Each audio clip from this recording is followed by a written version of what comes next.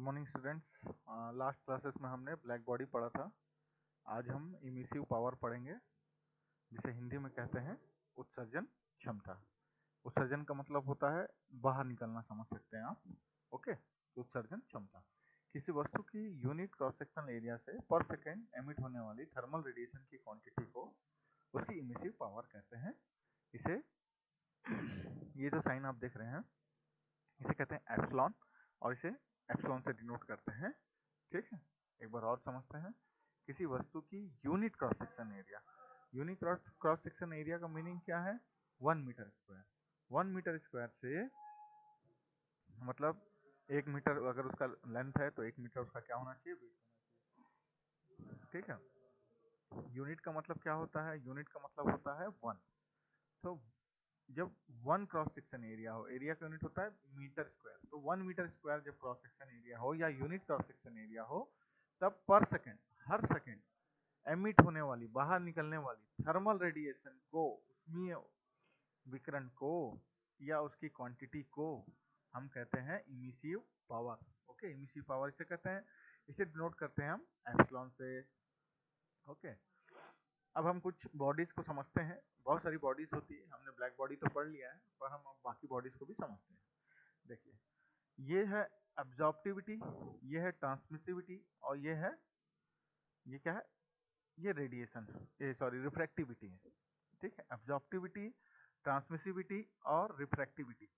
अब हमने पढ़ा एब्जॉर्प्टिविटी, हमने क्या पढ़ा कि कितना इरेडिएशन हुआ टोटल, और उसने बॉडी ने कितना एब्जॉर्ब किया। ओके, ट्रांसमिसिविटी क्या है? बॉडी के ऊपर कितना थर्मल इरेडिएशन आया और उसने कितना रेडिएशन को ट्रांसमिट किया। ओके, फिर है रिफ्रैक्टिविटी, मतलब उस बॉडी के ऊपर कितना थर्मल इरेडिएशन आया और उसने कितना रिफ्रैक्ट किया। अब देखिए, जितना एनर्जी आएगा उसका कुछ पार्ट ही एब्जॉर्ब हो सकता है, या कुछ पार्ट ही ट्रांसमिट हो सकता है, या फिर कुछ पार्ट ही रिफ्रैक्ट हो सकता है, या हो सकता है कि सिर्फ एब्जॉर्ब ही हो, ट्रांसमिट और रिफ्रैक्ट ना हो, या हो सकता है ट्रांसमिट ही हो, एब्जॉर्ब और रिफ्रैक्ट ना हो, या हो सकता है कि रिफ्रैक्ट ही हो, एब्जॉर्ब या ट्रांसमिट ना हो। तो इन सब का टोटल क्या आना चाहिए? इन सब का टोटल आना चाहिए 100%, या फिर होना चाहिए 1। ओके, तो टोटल इरेडिएशन कितना होगा? 100%, या फिर इसको बोल सकते हैं हम 1। अब देखते हैं, सबसे पहले हम समझते हैं ब्लैक बॉडी क्या होती है। ब्लैक बॉडी ऐसी बॉडी होती है, हमको पता है कि काले रंग के कपड़े में के कपड़े जल्दी गर्म हो जाते हैं, और अगर गहरे रंग के कपड़े हैं तो वो भी जल्दी गर्म हो जाते हैं। ओके, तो यहाँ पर देखते हैं हम एब्जॉर्प्टिविटी जो माना है वो हमने माना है 100%, या इसको माना है हमने 1। 100% को हम 1 लिखते हैं। ओके, तो अब जिस बॉडी में एब्जॉर्प्टिविटी जो पूरा का पूरा सोख ले, एनर्जी को एब्जॉर्ब कर ले, उसे हम कहते हैं ब्लैक बॉडी। ऐसी बॉडीज के लिए ट्रांसमिसिविटी और रिफ्रैक्टिविटी क्या होती है? 0 होती है। ना ही उससे कुछ ऊष्मा पार हो पाती है, ट्रांसमिसिविटी उसे कहते हैं, ना ही उससे कुछ ऊर्जा परावर्तित हो पाती है, जिसे हम रिफ्रैक्टिविटी कहते हैं।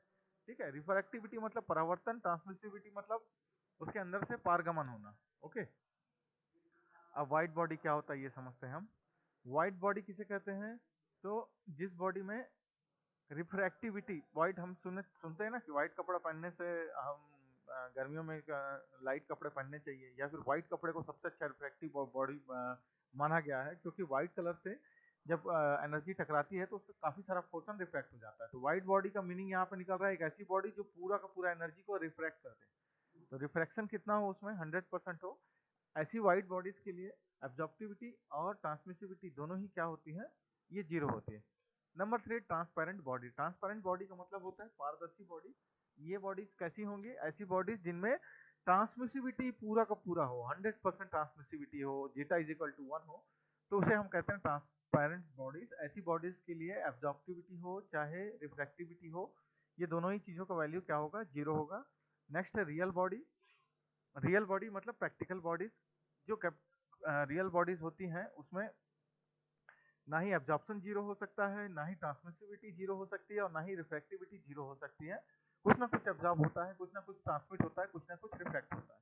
तो ऐसी बॉडी जिसमें सारी चीजें कुछ भी 0 ना हो, तीनों, ना ही एब्जॉर्प्टिविटी 0 हो, ना ही ट्रांसमिसिविटी 0 हो, और ना ही रिफ्रैक्टिविटी 0 हो, तो उसे हम कहते हैं रियल बॉडी। एक और बॉडीज सुनने के लिए मिलता है ओपेक बॉडीज। ओपेक बॉडीज किसे कहते हैं? ऐसी बॉडीज जिसमें ट्रांसमिसिविटी जो हो वो हो 0, परंतु उस बॉडी में एब्जॉर्प्टिविटी और रिफ्लेक्टिविटी दोनों मिलके 100%, यही दोनों चीजें हो, ट्रांसमिसिविटी ना हो। एक और बॉडी सुनने के लिए मिलती है हमें, ग्रे बॉडी। ग्रे बॉडी किसे कहते हैं? तो ऐसी बॉडी जो हर वेवलेंथ पे, जो ऑल वेवलेंथ पे थर्मल रेडिएशन को कांस्टेंट रेशियो में इमिट करती है, उसे ग्रे बॉडी कहते हैं।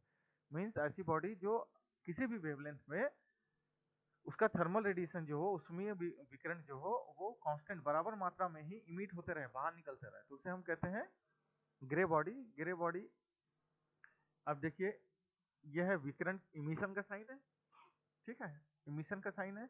ग्रे बॉडी को डिनोट करने के लिए हम क्या बोल सकते हैं कि इमिशन हो और वेवलेंथ, कोई भी वेवलेंथ हो, ये जो लैम्डा आपको दिख रहा है ये है वेवलेंथ, तो इमिशन हो लैम्डा के साथ अगर इसको लिख दें तो हर वेवलेंथ पे जो इमिशन है वो क्या होगा, कांस्टेंट होगा, तो ऐसी बॉडीज को हम बोलते हैं ग्रे बॉडी।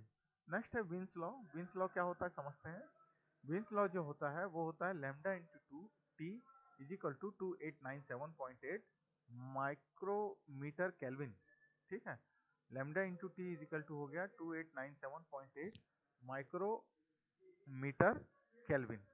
तो लैम्डा इज इक्वल टू क्या हो गया, lambda is equal to wavelength हो गया, और यहाँ पे टी इज इक्वल टू क्या हो गया, टेम्परेचर हो गया, और म्यू इज इक्वल टू हो गया micro, M is equal to हो गया मीटर, और के इज इक्वल टू हो गया केल्विन। ओके, तो यह होता है विन्स लॉ। विन्स लॉ क्या होता है, विन्स लॉ होता है lambda into T is equal to 2897.8, ठीक है। इस लॉ से कभी जैसे हमको लैम्डा निकालना है या कभी टेम्परेचर निकालना है तो हम फाइंड आउट कर सकते हैं। अगर किसी एक, अगर मान लीजिए क्वेश्चन में टी का वैल्यू दिया हुआ है तो यहाँ से हम लैम्डा निकाल सकते हैं, अगर किसी क्वेश्चन में लैम्डा की वैल्यू दी हुई है तो यहाँ से हम टी भी निकाल सकते हैं। ओके, अब यहीं पे एक क्वेश्चन और आता है, फ्री एंड फोर्स कन्वेक्शन क्या होता है, ठीक है। जब फ्लूइड पार्टिकल्स का मूवमेंट टेम्परेचर डिफरेंस से उत्पन्न डेंसिटी डिफरेंस के कारण होता है प्राकृतिक नेचुरल वे में, तो उसे हम कहते हैं फ्री कन्वेक्शन, जैसे कि बॉइलिंग ऑफ वाटर, ठीक है। तो फ्री कन्वेक्शन क्या होता है पहले समझते हैं। कन्वेक्शन तो हमने पढ़ लिया कि मूविंग फ्लूइड्स के द्वारा होता है जब एनर्जी ट्रांसफर, तो उसको हम कहते हैं कन्वेक्शन। अब हम समझते हैं कि फ्री कन्वेक्शन क्या होता है। जब फ्लूइड पार्टिकल्स का मूवमेंट टेम्परेचर डिफरेंस से उत्पन्न डेंसिटी डिफरेंस के कारण होता है, वो भी नेचुरल वे में, प्राकृतिक रूप से, तो उसे हम कहते हैं फ्री कन्वेक्शन। इसे, इसका एग्जांपल है क्या, बॉइलिंग ऑफ वाटर।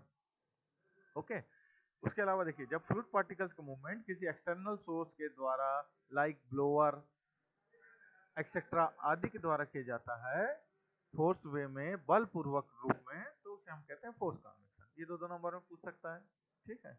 अब कुछ न्यूमेरिकल से हमारे देख लेते हैं उनको।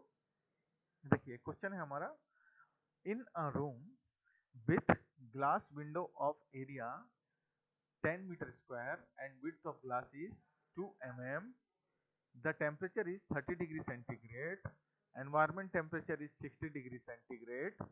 If K is equal to 8.4 into 10 to the power minus 4 kilojoule per meter second degree centigrade, find the rate of heat transfer, ठीक है। किसी रूम में, इन अ रूम, किसी रूम में with glass Windows, glass Windows का area कितना है 10 metre square, ठीक है। एक रूम है जिसमें ग्लास विंडोज भी हैं, उसके साथ उसका एरिया कितना है 10 मीटर स्क्वायर, तथा विड्थ जो है ग्लास का वो कितना है 2 mm का है, 2 mm का है। टेम्परेचर इज 30 डिग्री सेंटीग्रेड है, ठीक है। और एनवायरमेंट टेम्परेचर कितना है 60 डिग्री सेंटीग्रेड है। के का value 8.4 into 10 to the power minus 4 kilo joule पर मीटर सेकेंड डिग्री सेंटीग्रेड है। Find the rate of heat transfer. हमको क्या पता करना है, रेट ऑफ हीट ट्रांसफर पता करना है। यही क्वेश्चन सबसे ज्यादा आता है एग्जाम में, तो इसको समझिए। ये जो फॉर्मूला यूज होगा, बेसिकली सारे क्वेश्चंस इसी फॉर्मूले से बनते हैं। देखिए के का वैल्यू हमें दिया हुआ है 8.4 into 10 to the power minus 4 kilo joule पर metre second degree centigrade. Area भी हमें दिया हुआ है 10 मीटर स्क्वायर। लेंथ एल जो है, विड्थ जो है वो दिया हुआ 2 mm, इसको हमने मीटर में बदल लिया है, तो mm को जब आप मीटर में बदलेंगे तो आपको 1000 से डिवाइड करना है। तो आपने 1000 से डिवाइड किया तो आपको कितना वैल्यू मिल गया, आपको वैल्यू मिल गया 0.002 मीटर। फिर टेम्परेचर डिफरेंस कितना है dt, तो देखिए ग्लास का टेम्परेचर, जो रूम का टेम्परेचर है वो 30 डिग्री सेंटीग्रेड है, परंतु जो बाहर का टेम्परेचर है वो 60 डिग्री सेंटीग्रेड है। तो इन दोनों का डिफरेंस कितना हो गया, 30 डिग्री सेंटीग्रेड हो गया, ठीक है। अब हीट ट्रांसफर रेट देख लेते हैं हम। हीट ट्रांसफर रेट जो होता है Q, वो होता है heat transfer divided by time, कितने समय में कितना हीट ट्रांसफर हुआ, वही है हीट ट्रांसफर रेट। तो इसका फॉर्मूला क्या है, KA dt by dx। K का वैल्यू हमने रख दिया 8.4 इंटू 10⁻⁴ इंटू एरिया जो था 10 मीटर स्क्वायर तो रख दिया 10 इंटू dt जो है टेम्परेचर डिफरेंस जो है वो हमने रख दिया सेंटीग्रेड में 30 और यहाँ पे सेंटीग्रेड में रखना है आपको और dx जो है हमारा लेंथ जो है वो है 0.002 मीटर या फिर हम इसको ले सकते हैं 2 इंटू 10⁻³ भी लिख सकते हैं। तो जब आप इस क्वेश्चन को कैलकुलेटर के थ्रू सॉल्व करेंगे इस वैल्यूज को तो आपको फाइनल आंसर मिलता है 126 किलो जूल पर सेकेंड। तो जूल पर सेकेंड को हम वॉट भी लिख सकते हैं तो उस तरह से ये किलो वॉट भी हो सकता है। ओके, इसका यूनिट किलो जूल पर सेकेंड भी हो सकता है या फिर इसका यूनिट किलो वॉट भी हो सकता है। नेक्स्ट चलते हैं हम सेकेंड क्वेश्चन की तरफ। हमारा द सेकेंड क्वेश्चन क्या है वो देखते हैं। एक पैटर्न आपने देख लिया न्यूमेरिकल का, ये जो फार्मूला आप देख रहे हैं इस फार्मूला पे बेस्ड एक न्यूमेरिकल आने का काफी ज्यादा चांस होता है 5 नंबर में। छोटा सा यूनिट है पर इस पोर्शन से न्यूमेरिकल आने का काफी चांसेस होता है थ्योरी के अलावा। ठीक है, अब एक पोर्शन में और आपको करवाता हूं, यहाँ पर देखते हैं। देखिए, the cross section area of a metal ball, एक मेटल बॉल है, ठीक है, मतलब लोहे का एक बॉल है जिसका क्रॉस सेक्शन एरिया जो है इज 200 सेंटीमीटर स्क्वायर। इसका क्रॉस सेक्शन एरिया कितना है 200 सेंटीमीटर स्क्वायर है एंड टेम्परेचर इज कितना है 527 डिग्री सेंटीग्रेड है।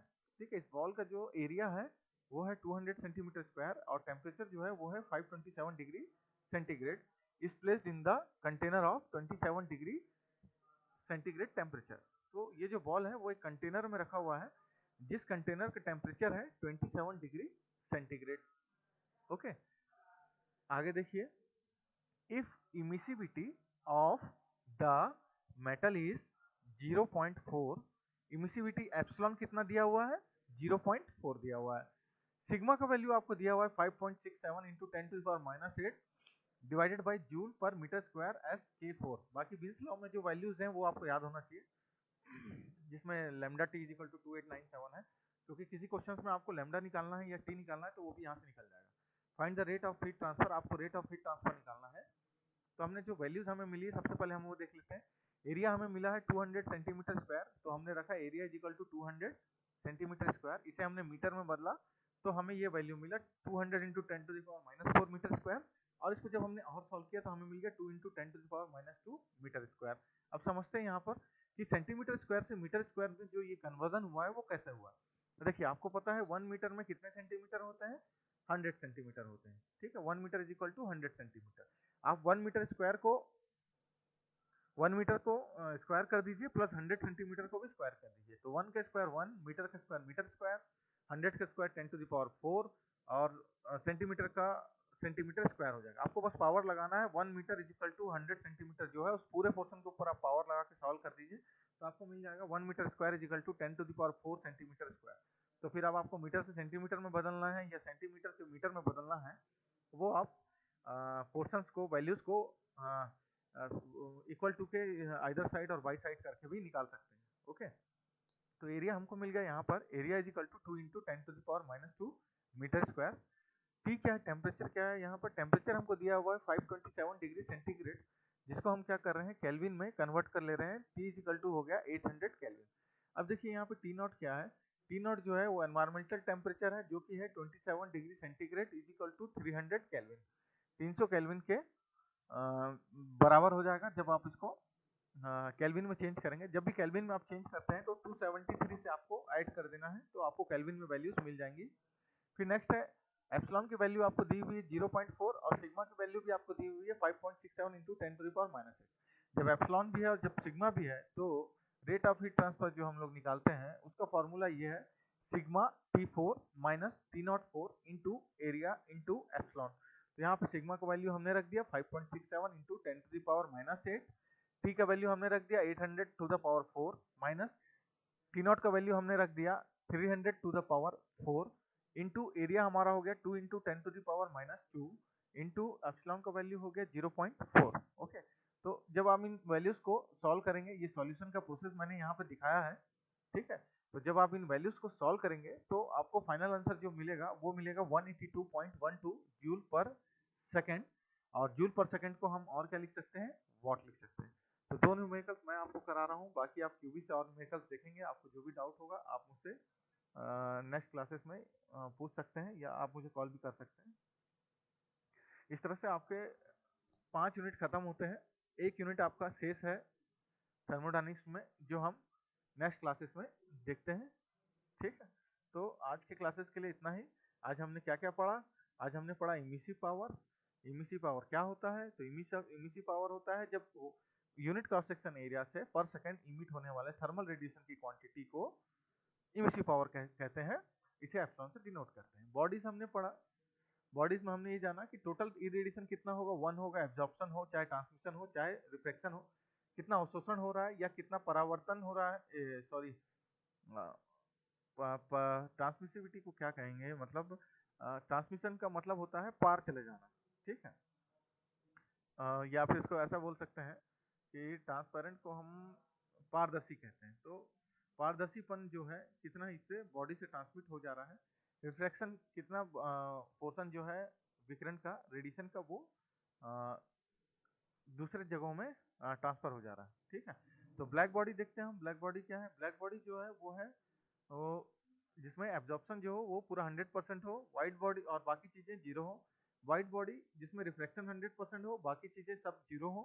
ट्रांसपेरेंट बॉडी जिसमें ट्रांसमिसिविटी जो हो वो 100% हो, बाकी सारी चीजें जीरो हो। रियल बॉडी जहाँ पे कुछ भी चीजें जीरो ना हो, कुछ ना कुछ वैल्यूज हो, वो रियल बॉडीज है।